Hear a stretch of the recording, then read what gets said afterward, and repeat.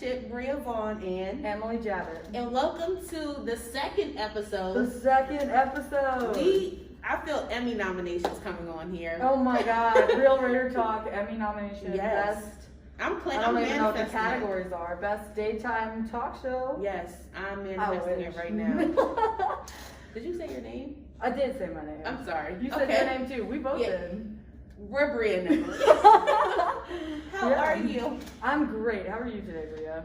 I'm doing the best that I can with what I have. Yeah, you are. You're doing a great job.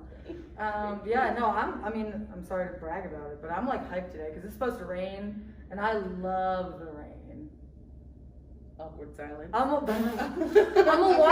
water sign, so that means I love the water.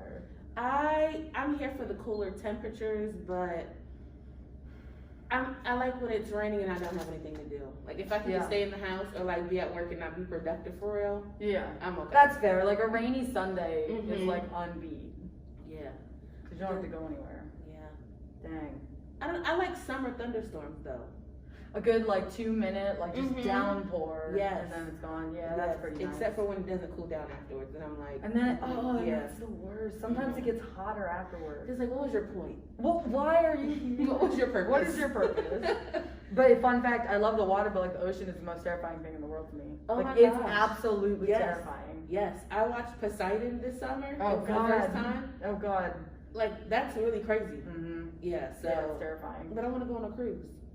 I've been on a cruise, even though the ocean's terrifying. You just like cruise ships are they do so much. Like they do so much that when you're on it, you don't even feel like you're like in the middle of the ocean. Really? Yeah, because you're like, they'll have like Ferris wheels and like big promenades with all these malls and stuff and like restaurants. On the ship? On the ship. Yeah. And then to think like a ship that massive isn't something that can still engulf it. That's what I can't wrap my mind around.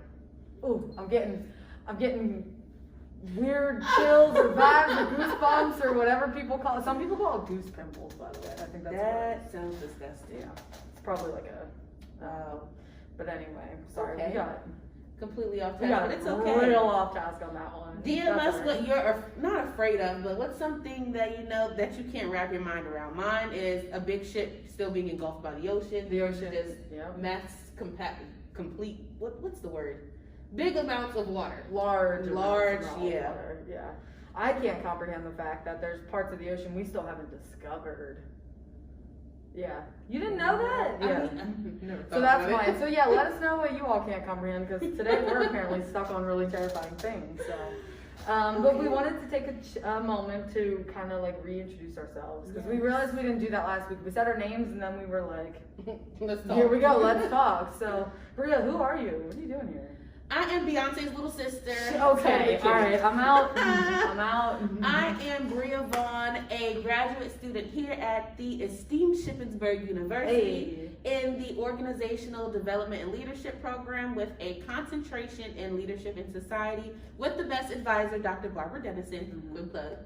I am the graduate assistant for student group services and leader at SHIP, where I work under the great supervision of the Emily Jabbit. Whoa. I do like extracurricular stuff, I guess. What do you do for fun?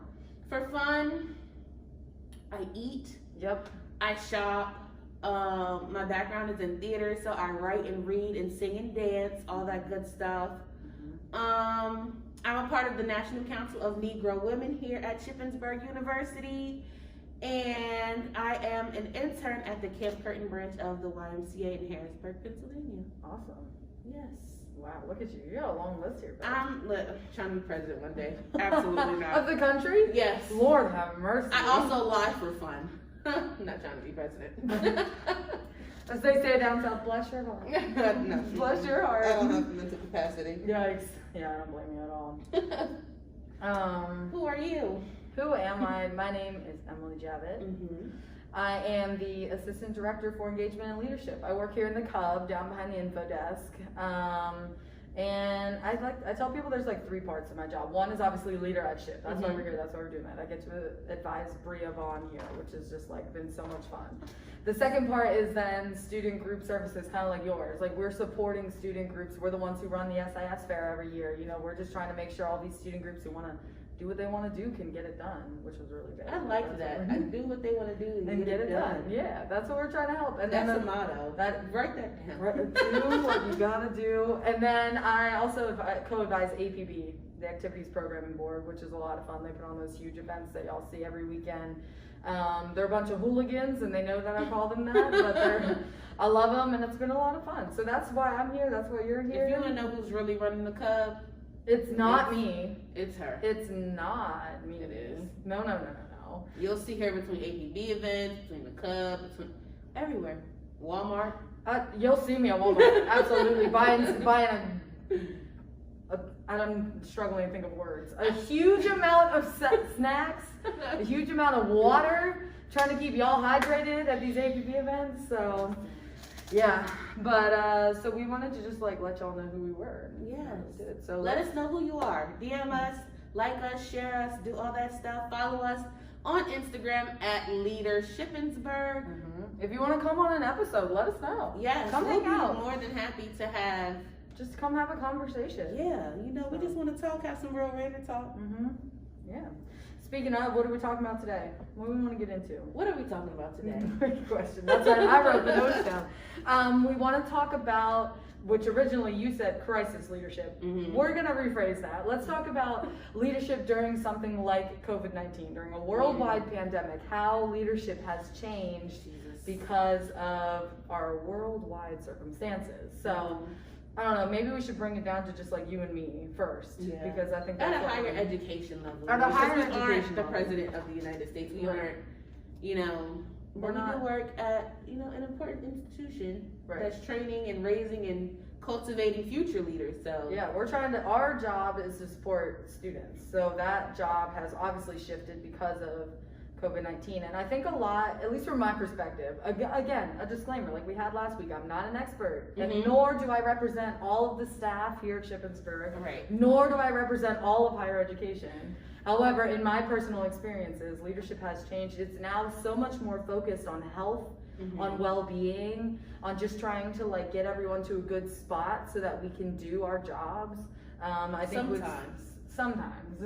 I think when it comes to supporting students and working with you all, I think leadership has changed because now we have to do things over Zoom. So that means you have to create new opportunities and new conversations. Or if it is in person, we have to sit like this with our masks on. And sometimes that feels informal, or it just feels weird because you want to be, right next to everyone. And I think sometimes there's a clash between wanting to find a new normal and not being able to let go of what normal used to be. Because like you're trying to get the same results with a completely different process, completely different objective, and it's like you can't, like, you have to rework a lot of things, and I feel like it's a lot of clashing of processes. Absolutely, and I'm sure y'all have experienced, like, our semester seems to keep changing. Like, we came back and things were different. And then they changed a little bit more, and they changed a little bit more just because we're watching our semester kind of unfold, and everyone has to adapt to everything. So, you want to know what's crazy? What? Do you know how there are people that like change that don't like change? I thought I was a person that could embrace change. These have been the hardest months to embrace change. Like, literally, it's one change after another, and it's like, maybe I can take change in doses. Yeah, and I think we all can. I think we can't get stagnant on ourselves. We can't just be comfortable. We need to keep pushing ourselves. But like this was a lot. This was a lot of change all at one time. Like it literally happened overnight. One day I was at the zoo in DC. The next day I had to move off campus. So. And I'm sure we could all go back to like whatever date that was that everything changed. But I might not remember the date, but it feels like a 9/11. Like I remember exactly where I was when I got my email when it was like, excuse me. So yeah, and you as student leaders, I'm sure have had to go through. I don't even want to think about how many changes. I don't even want to think about how your leadership has had to change, whether in your student groups, on your athletic teams, on your club teams, in classes, in your classes. Like you're a leader in the classroom, and I can't even imagine how much harder it is now. Whether virtual or at home. Whether virtual or on campus, whether it's asynchronous, which is a word I have never used. In my 25 years of life, I have never used that word until this semester. So leadership, especially now studying leadership, it was like, what's the difference between a leader and a manager? And then you have these different types of organizations and these different type of leadership theories. And it's like, leadership isn't this one thing. It's like, well, I have a boss and I'm a worker. Like, it's different types of like transformational. Transformational. Wow, don't ask me my theories right now. If I was to be tested, this would be terrible. Yikes. But servant leadership, servant yes, leadership. like all these different types of leadership, and having to blend some of them now, having to separate some of them now, having to redefine, at least for what your position is. It's just like, leadership isn't this just always a chain of command thing, because now the chain of command, some links are getting unlinked and relinked in other places, and you know, what you thought was linear can either be a circle, or it's a star, or it's a pyramid. Either way, you keep going around and around. Yeah, and it's like, and that's okay. Understand, like, you know, things aren't messed up. Like, we have resources we didn't know we had before. Right. What shape do you think your leadership is? Squiggle. A squiggle. It's a squiggle right now. Oh my god. I don't right now, because it's so many different. But like I said, I have an internship right now. Trying to graduate this December. Like, it's just different. I don't know. I would say it's definitely. I like it. Multi-dimensional. I would call it a Rubik's Cube. Okay. My leadership right now is a Rubik's Cube, forever changing, trying to, you know, boggling my mind, but still challenging me. So, definitely. I like that. Thank you. I like that. I'm quick with this sometimes. Okay, all right. You took a second to get there, though. I did. I'm out. Oh my god. What is the shape of your leadership right now? Oh, my leadership shape right now is definitely a smile. Oh, that was cute. I really did like that. No, I think mine's probably like I feel like it could be like a triangle or like a pyramid, because I feel like that can also easily represent having ups and downs, and then also days where you're just chilling, you know, you're just doing your job. So yeah. Tell us the shape of your leadership pyramid. Please. I mean, not your leadership pyramid. Your leadership, just your leadership. What is the shape of it? Where direction right you now. going? And it's okay to not know the shape of it right now. That is absolutely fine if you're in a state of, you know, trying to figure it out or trying to recreate it. Leadership isn't also knowing all the answers. Right. Lord knows. No. That has been the testament of this semester. I don't have the answers, Sway. I don't know the answers. It feels like most of us don't, but we're still living, we're kicking, we're succeeding. I would argue that we're all doing a fantastic job this semester. We're still getting it done. We don't know the answers, but we're doing it. Despite the circumstances, we're still kicking butt. Yeah, absolutely. So. Yeah, and I think last week they might have noticed, I don't think we talked about it explicitly, but I think we like to be a little selfish here, Bria and I do, especially when we talk about leadership. We like to be a little selfish, and we want to just briefly mention about the idea of like leading your life, leading for you, leading your life, because that's who it's affecting the most. Because, you know, some people are unemployed, just getting re-employed, and it's like now you have a leadership position in your life where it's like, you know, I have to take the reins now and like really steer and guide and lead. Like, what's next? Like, even with me graduating, like, what's next? Like, what am I? It's after grad school, and it's not like, oh, I come back next semester and I have my GA position. It's like, no, girl, you need a job. So yeah, you do. And that's okay too. Just being productive, being proactive, and just leading your life, like leading your life. Emphasis on your like leading, and don't let anyone dictate or lead for you, like, because it's so, especially I think. Of course, I'm an adult, but I'm still in that, like, at least culturally for me, it's still like, listen to your elders, respect your elders. Don't, advice, even if it's unwanted sometimes, like, you know, thanks for it, but ultimately, it's your choice, your decision. You're not making your parents or your grandparents' mistakes, you're making your own, and that's absolutely fine. Absolutely fine. Yeah, leadership is about trial and error.